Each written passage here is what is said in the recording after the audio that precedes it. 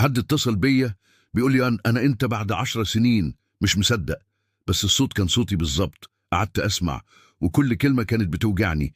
أنا أنت من سنة 2035، جاي أحذرك. كل يوم بتضيعه النهاردة بيكلفك سنين من عمرك. كل فرصة بتخاف منها بتندم عليها. كل حلم بتأجله بيموت معاك. حكالي عن شغل ضاع مني، عن ناس كنت بحبهم وخسرتهم، عن أحلام اتدفنت في درج النسيان. عارف ليه بكلمك؟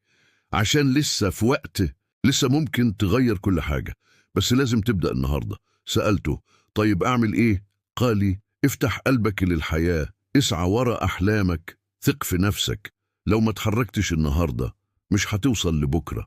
حاولت أتصل تاني، لقيت الرقم غير قابل للإرجاع. ساعتها فهمت إن مفيش وقت نضيعه، والتغيير لازم يبدأ دلوقتي. لو عجبك الفيديو متنساش الاشتراك في القناة وتفعيل زر الجرس عشان يوصلك كل جديد.